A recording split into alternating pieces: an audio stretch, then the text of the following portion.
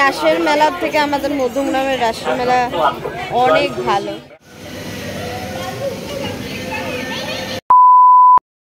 Hello guys, welcome back to my channel. তো আজকে আমি অনেক দিন পর চলে এসেছি আবারও একটা বড় ব্লগ নিয়ে। তো এই কদিন আমি একদমই বড় ব্লগ ছাড়তে পারিনি, তোমরা জানো অনেকটা গ্যাপ হয়ে গেছে। আমি জানি তার কিছু কারণ ছিল। প্রথম কথা, আমার একটু এক্সাম ছিল, আর এছাড়াও আমার কিছু পার্সোনাল কারণও ছিল। তো যাই হোক, আমি কিন্তু শর্টস আপলোড করেছি। তো আজকে আমি ফাইনালি চলে এসেছি। এই মুহূর্তে আমি আছি পুরুলিয়াতে। তো একটু আগেই জাস্ট পৌঁছলাম হোটেলে। তো এখন একটু ফ্রেশ হয়েছি, একটু পরে লাঞ্চ করব, করে সাইট সিন কভার করতে বেরোবো। আর অবশ্যই তোমাদের সঙ্গে শেয়ার করব। এটা একটা ট্রাভেল ব্লগ হতে চলেছে এবং সাথে কিছু ফুড কন্টেন্টও থাকবে। তো তোমাদের কাছে এটাই রিকোয়েস্ট, তোমরা এর আগে শান্তিনিকেতনের ব্লগ দেখেছো এবং অনেক অনেক ভিউজ এনেছিলে। তো ওরকমই একটু সাপোর্ট করে দিও। অনেকদিন পর আমি জানি চ্যানেলে ব্লগ আসছে, একটু তো রিচ কম থাকবেই, বাট তোমরা যদি সাপোর্ট করো আবার ঠিক হয়ে যাবে। তো চলো, আজকে এটাই বলবো যে তোমরা পুরো ব্লগটা শেষ পর্যন্ত দেখো। আমি চেষ্টা করব সব কিছু কভার করার, এবং খাবারের কোয়ালিটি কীরকম খাবার পাওয়া যায়, আমাদের হোটেলটাও আমি শেয়ার করে দেবো। সব কিছু আমি ডিটেলস যতটা সম্ভব আমি কভার করে দেবো। তো তোমরা কিন্তু পুরো ব্লগটা শেষ পর্যন্ত দেখো, এবং অবশ্যই যারা নতুন সাবস্ক্রাইব করে দিও চ্যানেলটাকে। তো চলো, আর বক করবো না, আস্তে আস্তে ব্লগটা এবার শুরু করবো। তো চলো।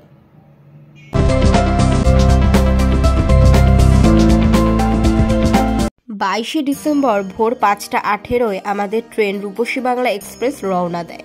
আর এই ট্রেন কিন্তু আমরা ধরেছিলাম হচ্ছে সাঁতরাগাছি থেকে। তো অবশেষে টানা 5 ঘন্টা জার্নির পর আমরা পৌঁছে যাই আমাদের হোটেলে।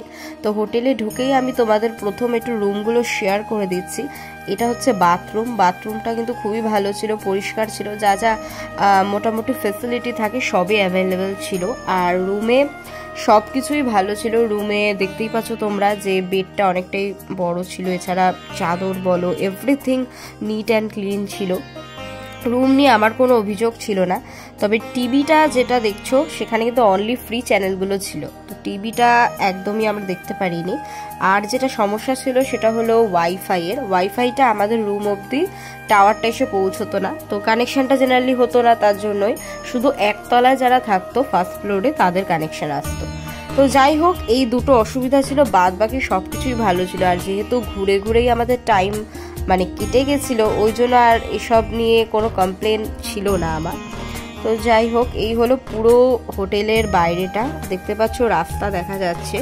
আর হোটেলের উল্টো দিকের যে সিনারিগুলো দেখছো, যে বাড়িগুলো ছিল, খুবই সুন্দর ছিল। আর রুমে দেখছো যে ঢোকার সাথে সাথেই খাবার দিয়ে গেছিল লাঞ্চে ছিল হচ্ছে চিকেন ছিল, রাইস ছিল, স্যালাড ছিল, আর ফুলকপির রেজালা দিয়েছিল। আর এছাড়াও ছিল দুটো মিষ্টি, ডেজার্টে ছিল দুটো গোলাপ জামুন। ওরা কিন্তু অলওয়েজ গোলাপ জামুন বা রসগোল্লা এরকম কিছু একটা দিত, আর সাথে ছিল আলু ভাজা। এবার আসি রান্নার কথায়। রান্না কিন্তু খুব একটা ভালো ছিল না। চিকেন তোমরা দেখতে পাচ্ছ, সব কিছুই খাবার মোটামুটি গরম ছিল, টাটকা ছিল, বাট চিকেনের স্বাদ একদমই ভালো ছিল না। যে গ্রেভিটা ঝোলটা একদমই পাতলা ছিল এবং টেস্টলেস ছিল, নুন কম ছিল জেনারেলি। এছাড়া ফুলকপির রেজালা ছিল, ফুলকপির রেজালাটাও ভালো হয়নি। আর এখানে আলু ভাজা ওরা চিপস দিয়ে গেছিলো দেখতে পাচ্ছ। আর ডাল ছিল না, তো জেনারেলি এটা আমাদের শুধুই খেতে হয়েছে। আর স্যালাডে মূলো ছিল, গাজর, পেঁয়াজ, শসা যা থাকে ছিল। তো যাই হোক, এই হচ্ছে খাবার। এখন লাঞ্চ নিয়ে বসে আছি। চিকেনটা দিয়ে ট্রাই করছি, চিকেনের পিস, লেগ পিসও দিয়েছে, বেশ ভালোই পিসগুলো আছে। তো এখন আমি খাচ্ছি, ঝোলটা বেশ পাতলাই হয়েছে। ভাতগুলোও ঠিকঠাক। আর আলু ভাজা তো তোমাদের দেখালে আমি চিপসের মতন, এটা আর কি বলবো। স্যালাড আচ্ছা অনেক কিছু দিয়েছে, স্যালাডের মধ্যে বিট, গাজর,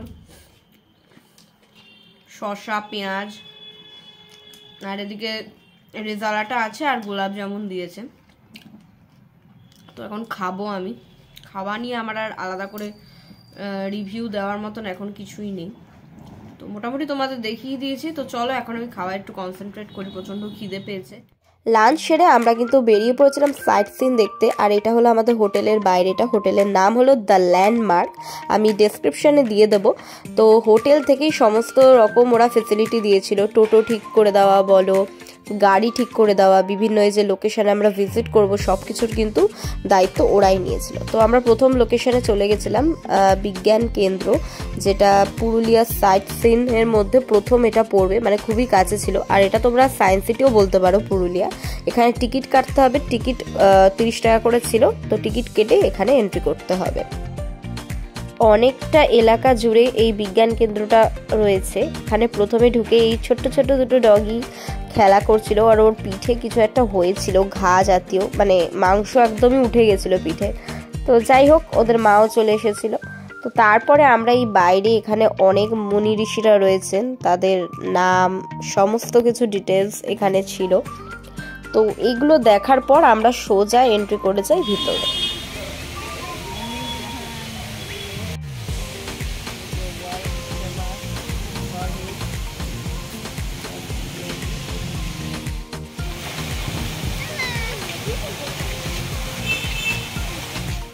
এইখানে আমার মা, মাসি, মামিদের ছবি তুলে দিচ্ছিল আমার বোন। তো তারপর আমরা সোজা ভিতরে ঢুকে যাই। ভিতরে ঢুকে এই জিনিসটা দেখলাম, এটা কাঁচ দিয়ে তৈরি করা হয়েছে। তারপর ছিল লাইফ সায়েন্সের পার্ট, আমার ফেভারিট জায়গা, কারণ আমি ইন্টারেস্ট পেয়েছি, কারণ আমি নিজে জুলজি স্টুডেন্ট। তো এখানে ছিল ডিএনএ স্ট্রাকচার, আর এছাড়া এখানে ছিল প্রচুর স্পেসিমেন, যেগুলো মানে দেখে সত্যি কথা বলতে আমার কলেজের দিনগুলোর কথা মনে পড়ে গেছে। আর আমার এখনও জেনারেলি মাস্টার্স চলছে, তো সেইখানে দাঁড়িয়েও আমি এগুলোতে ইন্টারেস্ট পেয়েছিলাম। তো এগুলো একটু কভার করছিলাম, আর সেই পুরোনো দিনের কথাগুলো মনে পড়ছিল, প্র্যাকটিক্যালের কথা। এই স্পেসিমেনগুলো তোমরা জানোই প্রিজার্ভ করা থাকে, মৃত এই সমস্ত জীবজন্তু যেগুলো রয়েছে, অ্যানিম্যাল, তোমার অ্যানিলিডা, রেপটাইলস, যা যা ক্লাসের সব কিছুই মোটামুটি তোমাদের এখানে প্রিজার্ভ করা থাকে। তো কিছু কিছু স্পেসিমেন আছে যেগুলো একদমই মানে এখন পাওয়া যায় না, সেগুলোও প্রিজার্ভ করা থাকে অনেক সময়। তো সেগুলোও কিন্তু মানে দেখবার জন্য। তো ভিতরটা অনেকটা বড় ছিল, এই জায়গাটা অনেক কিছু ছিল। এখানে অ্যানিমাল সেল, প্ল্যান্ট সেল ছিল। বাচ্চাদেরকে কিন্তু নিয়ে এলে ওরা ভীষণ ভালোভাবে এনজয় করবে। যারা বায়োলজি স্টুডেন্ট অবশ্যই ভিজিট করো, আর এছাড়া যাদের সায়েন্সে ইন্টারেস্ট আছে অবশ্যই এসো। অ্যানিমাল সেল, প্ল্যান্ট সেল, এগুলোর যে ডিফারেন্স তোমরা ভালোভাবে বুঝতে পারবে। এগুলো যত দেখবে তত তোমাদেরও ভালো লাগবে। এখানে নিউক্লিয়াস আছে মাঝখানে, এছাড়া মাইটোকন্ড্রিয়া এইসব রয়েছে, যেগুলো সেলের মেন জিনিস। আর এখানে ছিল ইভলিউশনের পুরো পার্টটা, যে হিউম্যান ইভলিউশনের যে পার্টটা আছে না, অস্ট্রালোপিথেকাস, বিভিন্ন বিবর্তন আছে। এছাড়া এখানে ছিল হিউম্যান বডির পার্ট, সমস্ত পার্টগুলোকে আলাদা আলাদা করে রাখা হয়েছে, প্রত্যেকটার ফাংশন। এটা ছিল ব্লাড সার্কুলেশন, দেখতে পাচ্ছ কি সুন্দর লাইট দিয়ে জিনিসটাকে বোঝানো হয়েছে। এখানে ছিল সেন্সরি অর্গানস, আমাদের যে 5টা সেন্সরি অর্গান আছে সেগুলো ছিল, সমস্ত ডিটেলসগুলো ছিল। আর এই জায়গাটা পুরোপুরি ফিজিক্সের সেকশন, যেটাতে আমি একদমই ইন্টারেস্ট পাইনি। তো যাই হোক, তো এনজয় করা যায়, বেশ ভালোই ছিল। সায়েন্সের স্টুডেন্টরা তো ভীষণই এনজয় করবে, আর তোমরা অবশ্যই এসো, যারা বাড়িতে ছোট ছোট বাচ্চা আছে তাদেরও ভালো লাগবে। তো অনেক কিছু জানার আছে, সবসময় যে সায়েন্সের স্টুডেন্টকে আসতে হবে তার কোনো মানে নেই। অনেক কিছু জানা যায়, অনেক কিছু শেখা যায়। সত্যি কথা বলতে আমার তো মনে হয় এইগুলো ঘুরতেই আমাদের বেশি ভালো লাগে। এছাড়া ছিল পুরুলিয়ার সম্পদ, মানে অনেক গ্রাম বাংলার জিনিস, ছৌ নাচ, অনেক আদিবাসীদের অনেক শিল্প, অনেক জুয়েলারির জিনিস, যেগুলো সচরাচর আমরা এখন দেখতে পাই না, হারিয়ে গেছে। সেই জিনিসগুলো তোমরা দেখতে পাবে। তো এখানে সেই জিনিসগুলোই ছিল, অনেক জিনিস, হাতিয়ার, গয়না, গয়নার মধ্যে কিছু ছিল ডোকরার। এছাড়া ছিল ছৌ নাচ, পুরুলিয়ার বিখ্যাত ছৌ নাচ, যেটা কিন্তু এখন দেখাই যায় না। আর এই ছৌ নাচ যদি অ্যারেঞ্জ করতে হয় না, অনেক টাকার ব্যাপার আছে, অনেকে মিলে এই অ্যারেঞ্জমেন্টটা করতে হয় এখানে জেনারেলি। আর এই জায়গাটা না ঢুকে আমার এত ভয় লেগেছে, এটা জাস্ট একটা জঙ্গল মতো ছিল, মানে এটা দেখতে যতটা সিম্পল লাগছে, এখানে ঢুকে কিন্তু আমার ততটাই ভয় লেগেছিল।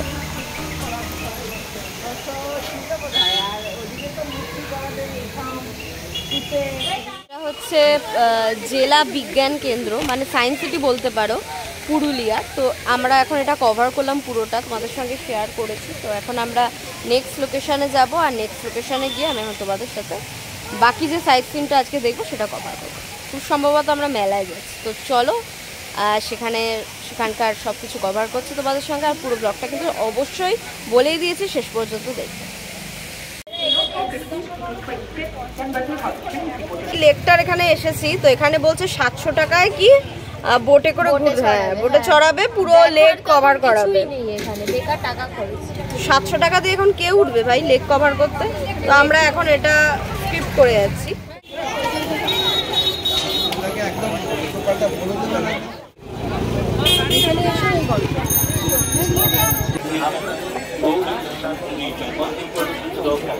এই রাসের মেলার থেকে আমাদের মধ্যমগ্রামের রাসের মেলা অনেক ভালো।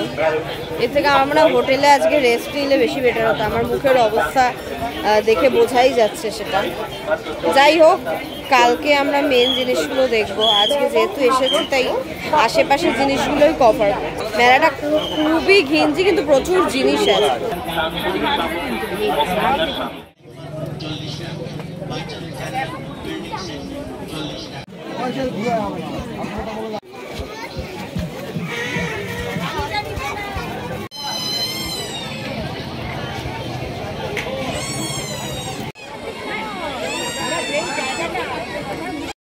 পুরুলিয়ার এই রাসের মেলা কিন্তু অনেকটা বড় এলাকা জুড়ে হয়েছে, মানে প্রচুর জিনিস কেনার মতন অনেক জিনিস ছিল, কিন্তু কনজেস্টেড বলে একটু জিনিসটা ঘিঞ্জি টাইপের হয়ে গেছে। কিন্তু জায়গাও অনেক বড় ছিল এবং প্রচুর প্রচুর দোকান, প্রচুর জিনিস।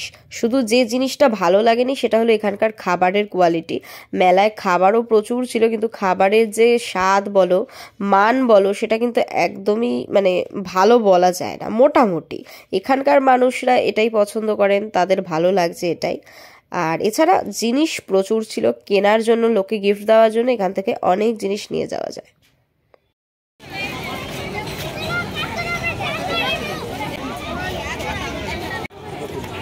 কত করে এগুলো?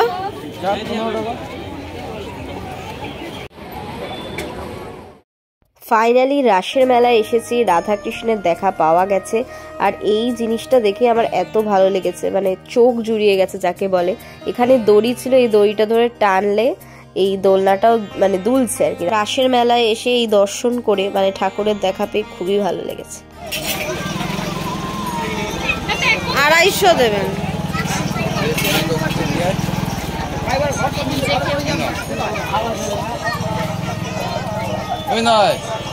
জিলিপি মনে হচ্ছে না, এটা আমিত্রি মনে হচ্ছে না, কিন্তু ছাদটা জিলিপির মতোই।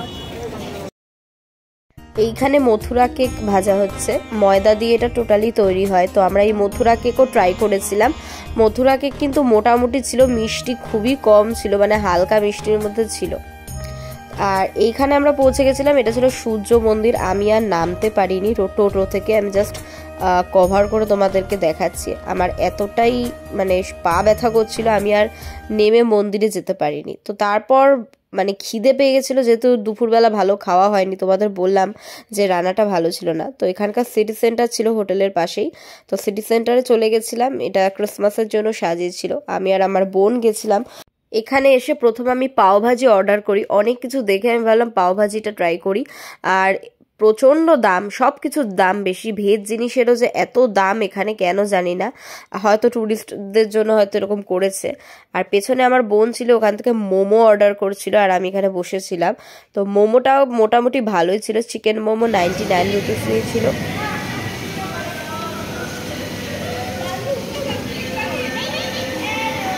মোটামুটি নেক্সট আমি অর্ডার করেছিলাম পাওভাজি, বললামই তোমাদেরকে, এটা ছিল 135 রুপিস। আর দেখতে পাচ্ছ তরকারিটা কিন্তু খুব ঘন ছিল, আর বাটার দেওয়ার, বাটারের এত ভালো গন্ধ বেরোচ্ছিল। প্রচণ্ড খিদে পেয়ে গেছিলো, আমার তো ভীষণই ভালো লেগেছে। 4টে পাউরুটি ছিল, মানে পাপ ছিল। তো এটা কিন্তু টেস্ট ভালোই ছিল, মোটামুটি ভালোই লেগেছে, খারাপ ছিল না। মোমো এবং এই দুটো ভালো ছিল, কিন্তু দামটা আমার মনে হয়েছে ভেজ জিনিসের অতিরিক্ত নিয়েছে। তো যাই হোক, ভালোই লেগেছে। তারপর রাত্রে ডিনারে বিরিয়ানি দিয়েছিল ওরা, বিরিয়ানির রাইস তোমরা দেখতে পাচ্ছ। বিরিয়ানিটা কিন্তু মোটামুটি ভালোই হয়েছে, সাথে ছিল রায়তা, সালাড আর গোলাপ জামুন যেরকম ওরা দেয়। বিরিয়ানির মধ্যে ছিল চিকেন বিরিয়ানি, 2 পিস চিকেন ছিল, ডিম ছিল, এছাড়াও ছিল হচ্ছে গিয়ে আলু বড় পিস, আর রাইসটাও খুবই ভালো ছিল। তো ডিনারটা ভালোই হয়েছে। আজকের ভ্লগটা এখানেই এন্ড করে দেবো। তোমরা দেখতেই পেলে একটু আগে যে আমি ডিনার করলাম। কমেন্ট করে জানিও এরপর কি ধরনের ভ্লগ দেখতে চাও। আমি কিন্তু কন্টিনিউ এবার ভ্লগ করার চেষ্টা অবশ্যই করবো, আর তোমরা কমেন্ট করে আমাকে জানাতে পারো যে কোন টপিকের ওপর ভ্লগ দেখতে চাও বা কিছু। তো চলো আজকের মতো ভ্লগটা এখানেই এন্ড করছি, দেখা হবে পার্ট 2-তে। তো অবশ্যই চ্যানেলটাকে সাবস্ক্রাইব করে দিও আর অবশ্যই শেয়ার করো। টাটা।